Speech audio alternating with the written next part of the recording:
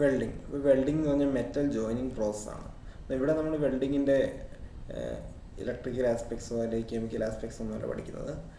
Welding ഡ്രോയിങ്ങുമായിട്ട് ബന്ധപ്പെട്ട് എന്തൊക്കെയാണ് ഡ്രോയിങ്ങുമായിട്ട് ബന്ധപ്പെട്ട് സിമ്പിൾസ്, ഇനി ഏതൊക്കെ ടൈപ്പ് വെൽഡുണ്ട്, അതെങ്ങനെയാണ് ഡ്രോയിങ്ങിൽ റെപ്രസെൻ്റ് ചെയ്യുക, ഈ കാര്യങ്ങളാണ് നമ്മളിവിടെ ഡിസ്കസ് ചെയ്യുന്നത്. ഇനി ഫസ്റ്റ് വെൽഡിങ് പൊസിഷൻസ് നോക്കാം. വെൽഡിങ് പൊസിഷൻസ് ഇവിടെ എഡ്ജ് ജോയിൻറ്റ് കാണിച്ചിരിക്കുന്നു. ഇനി ഇത് വെർട്ടിക്കൽ പൊസിഷൻ, ഇതാണ് വെർട്ടിക്കൽ പൊസിഷൻ. ഇത് ഹൊറിസോണ്ടൽ പൊസിഷൻ, അതായത് ഹൊറിസോണ്ടലായിട്ട് വെൽഡ് ചെയ്യുന്നു, വെർട്ടിക്കലായിട്ട് വെൽഡ് ചെയ്യുന്നു. ഇനി ഇൻക്ലൈൻഡ് പൊസിഷൻ. ഇനി ഒരു പ്ലേറ്റ് ഫ്ലോറിൽ പ്ലേസ് ചെയ്ത് വെൽഡ് ചെയ്യുകയാണെങ്കിൽ ഫ്ലാറ്റ് പൊസിഷൻ.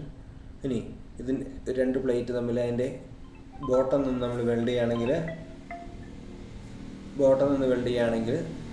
അതിനെ ഓവർ ഹെഡ് പൊസിഷൻ എന്ന് പറയും.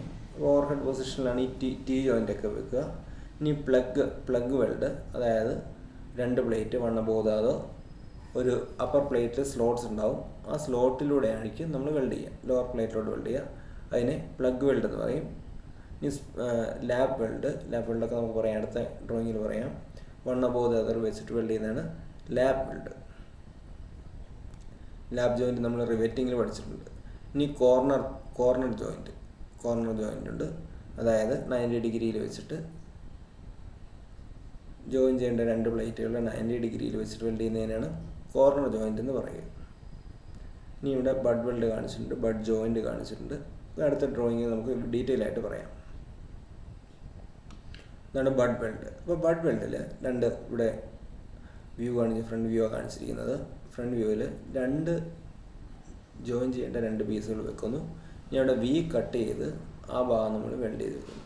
അതിനെയാണ് നമ്മൾ ബഡ് വെൽഡ് എന്ന് പറയുക. ഇനി ഫില്ലറ്റ് വെൽഡ്, ഒരു പ്ലേറ്റ് അതിന് പെർപെൻഡിക്കുലറായിട്ട് അടുത്ത പ്ലേറ്റ് ഒരു ടീ പോലെ രണ്ട് സർഫസ് ഇതുപോലെ വെൽഡ് ചെയ്യുന്നതിനാണ് ഫില്ലറ്റ് വെൽഡ് എന്ന് പറയുക. ഇനി സ്ലോട്ട് വെൽഡ്, അതായത് രണ്ട് പ്ലേറ്റ് ജോയിൻ ചെയ്യേണ്ട ടോപ്പ് പ്ലേറ്റിൽ ഒരു സ്ലോട്ട് ഉണ്ടാവും. ആ സ്ലോട്ടിലൂടെ നമ്മൾ വെൽഡ് ചെയ്യുന്നു.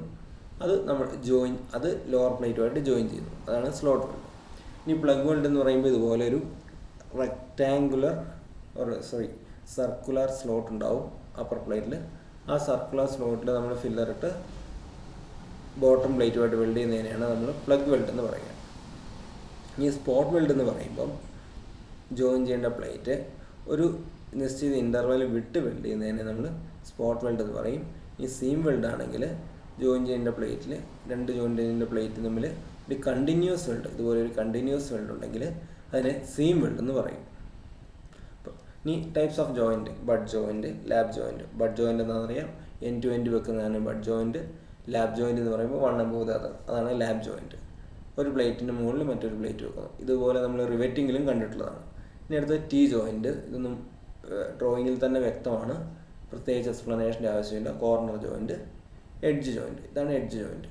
രണ്ട് പ്ലേറ്റുകൾ ജോയിൻ ചെയ്യുന്നതിന് എഡ്ജ് വെൽഡ് ചെയ്യുന്നതിനാണ് എഡ്ജ് ജോയിൻറ്റ് എന്ന് പറയുക. ഇനി continuous and intermediate weld. Continuous weld എന്ന് പറഞ്ഞാൽ രണ്ട് പീസുകൾ തമ്മിൽ ജോയിൻ ചെയ്യുമ്പോൾ ഒരു ഗ്യാപ്പും ഇല്ലാതെ കണ്ടിന്യൂസ് ആയിട്ട് എൻഡ് വരെ വെൽഡ് ചെയ്യുന്നതിനാണ് കണ്ടിന്യൂസ് ഫില്ലറ്റ് വെൽഡ് എന്ന് പറയുക. ഇനി ഇൻ്റർമീഡിയറ്റ് വെൽഡ് എന്ന് പറയുമ്പോൾ ഇടയ്ക്കിടയ്ക്ക് ഇതുപോലെ ഗ്യാപ്സ് വരും. അപ്പോൾ നമുക്ക് നോക്കാം കണ്ടിന്യൂസ് ഫില്ലറ്റ് വെൽഡ്. അപ്പോൾ ഇവിടെ രണ്ട് പ്ലേറ്റുകൾ ജോയിൻ ചെയ്തിരിക്കുന്നു. അതിൻ്റെ സൈഡ് വ്യൂ ആണ് ഇവിടെ കാണിച്ചിരിക്കുന്നത്. ഇത് ടോപ്പ് വ്യൂ കാണിച്ചിരിക്കുന്നു. അപ്പോൾ ഇവിടെ ത്രൂ ഔട്ട് ദ ലെന്ത് വെൽഡുണ്ട്, അതിനാണ് കണ്ടിന്യൂസ് വെൽഡ് എന്ന് പറയുക. ഇനി അതേപോലെ ഇവിടെ നോക്കുക, ഇതേ ജോയിൻ്റ് തന്നെയാണ് ഇവിടെ ചെയ്തിരിക്കുന്നത്. പക്ഷേ ഇത് ഒരു നിശ്ചിത പോർഷനിൽ വെൽഡ് റീജിയൻ ഇല്ല. അതിനെ നമ്മൾ ഇൻ്റർമീഡിയറ്റ് വെൽഡ് എന്ന് പറയും. ഇനി ഇൻ്റർമീഡിയറ്റ് ഫില്ലറ്റ് വെൽഡ് ഇത് ചെയിൻ ബോത്ത് സൈഡ്സ്, അതായത് രണ്ട് സൈഡും ചെയ്തിട്ടുണ്ട്, പക്ഷേ ഒരു നിശ്ചിത ഇടവേളകൾ വെൽഡ് ഇല്ലാതെ വിട്ടിട്ടുണ്ട്.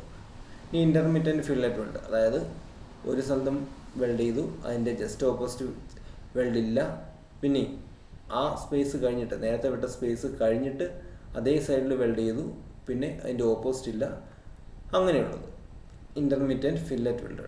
Staggered first chain both sides, അതായത് ഒരു വെൽഡിൻ്റെ അതേ പൊസിഷൻ തന്നെ ഓപ്പോസിറ്റായിട്ട് വെൽഡുണ്ട്. പക്ഷേ സ്റ്റാഗേർഡിൻ്റെ കേസിൽ ഒരു വെൽഡുണ്ട്, ആ വെൽഡിൻ്റെ ഓപ്പോസിറ്റ് ഇല്ല, പിന്നെ അടുത്ത റീജിയനിലാണ് വെൽഡുള്ളത്. അതിനാണ് സ്റ്റാഗേർഡ് എന്ന് പറയുക.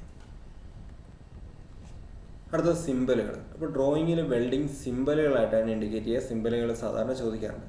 ഇപ്പം ഒരു butt weld, square butt weld നമ്മൾ ഡ്രോയിങ്ങിൽ കാണിക്കുക, ഇതുപോലെ നമുക്ക് വരച്ച് കാണിക്കാൻ ബുദ്ധിമുട്ടുണ്ട്. അതുകൊണ്ട് നമ്മൾ ഒരു ഡബിൾ ലൈനായിട്ട് റെപ്രസെൻറ്റ് ചെയ്യും. ഇനി സിംഗിൾ ബട്ട് വി വെൽഡ് ആണെങ്കിൽ ജസ്റ്റ് ഒരു വി ആയിട്ട് റെപ്രസെൻറ്റ് ചെയ്യും. ബിവൽ വെൽഡ് ഇതുപോലെ റെപ്രസെൻറ്റ് ചെയ്യും. ഇനി യു വെൽഡ് റെപ്രസെൻറ്റ് ചെയ്യുന്നത്, സിംഗിൾ ജെ വെൽഡ് റെപ്രസെൻറ്റ് ചെയ്യുന്നത്. അപ്പോൾ ഈ സിമ്പലുകളൊക്കെ വളരെ പ്രധാനപ്പെട്ടതാണ് വെൽഡിങ് ചെയ്യുമ്പോൾ. അപ്പോൾ നമുക്ക് എല്ലായിടത്തും ഇതുപോലെ കംപ്ലീറ്റ് ഡ്രോയിങ് ആയിട്ട് വരച്ച് വെക്കാൻ പറ്റില്ല. അതുകൊണ്ട് നമ്മൾ വെൽഡിങ് സിമ്പലുകളായിട്ടാണ് കാണിക്കുക. അപ്പോൾ ഈ സിമ്പലുകൾ വളരെ പ്രധാനപ്പെട്ടതാണ്. എക്സാം പോയിന്റ് ഓഫ് വ്യൂവിൽ വളരെ പ്രധാനപ്പെട്ടതാണ് വെൽഡിങ് സിമ്പലുകൾ പ്രത്യേകം പഠിച്ചു വെക്കുക.